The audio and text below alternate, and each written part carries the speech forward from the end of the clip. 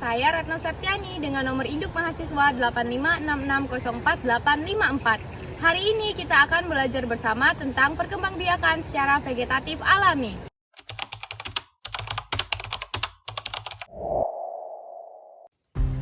Pernahkah kalian bertanya-tanya bagaimana tanaman bisa tumbuh dan memperbanyak diri tanpa melalui biji atau perkawinan? Jawabannya ada pada perkembangbiakan vegetatif alami. Perkembangbiakan vegetatif adalah cara tanaman membentuk individu baru hanya dari satu induk tanpa melibatkan peleburan sel kelamin jantan dan betina.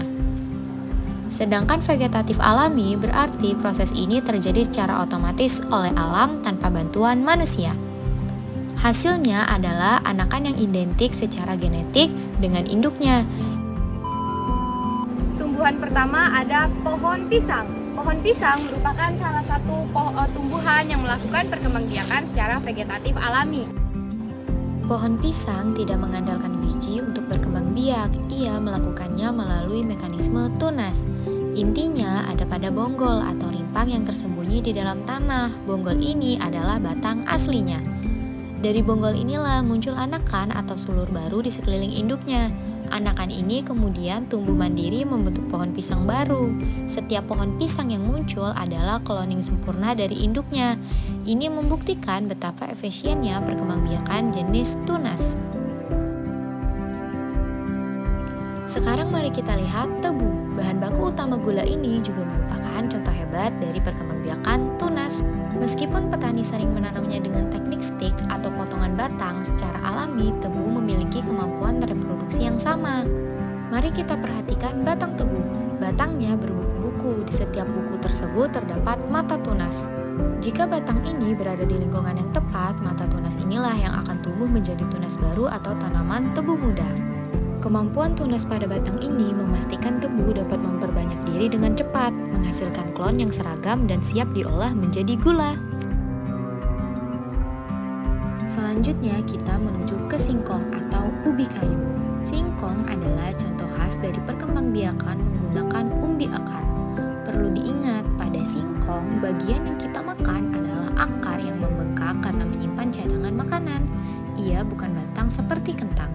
Secara alami, jika ada bagian pangkal batang yang tersambung ke umbi akar tersisa di tanah, tunas baru dapat tumbuh dari sana memanfaatkan cadangan makanan dari akar. Meskipun dalam budidaya sering menggunakan stik batang, kemampuan alami singkong untuk menumbuhkan individu baru dari pangkal batang dan memanfaatkan umbi akarnya sebagai nutrisi menjadikannya contoh penting dari umbi akar dalam perkembangbiakan vegetatif alami.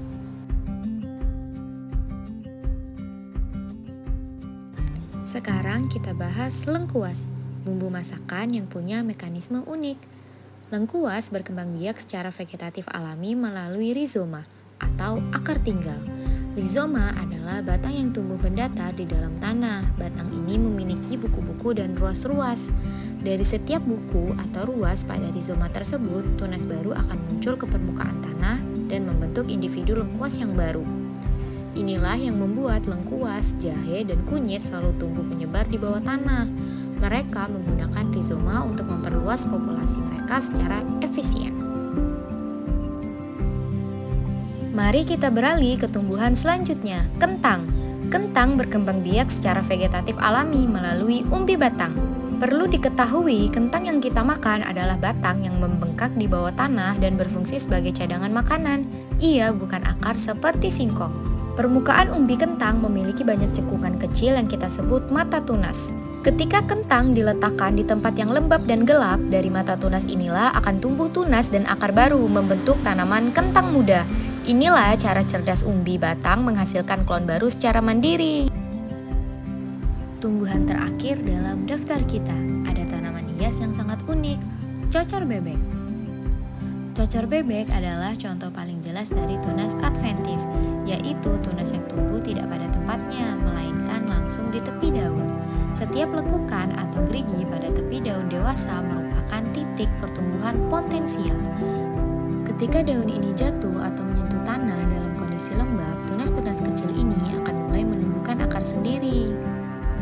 Hanya dalam waktu singkat, satu daun bisa menghasilkan banyak sekali anakan baru yang identik. Cocor bebek adalah master dalam memperbanyak diri dari daunnya. Sungguh menakjubkan, kita telah melihat bagaimana pisang, tebu, kentang, lengkuas, singkong, dan cocor bebek membuktikan kecerdasan alam. Semua adalah contoh nyata perkembangbiakan vegetatif alami, strategi ajaib untuk menghasilkan klon identik, memastikan kelangsungan hidup spesies tanpa perlu biji. Alam kita telah menyediakan cara paling efisien bagi tumbuhan untuk hidup dan bertumbuh.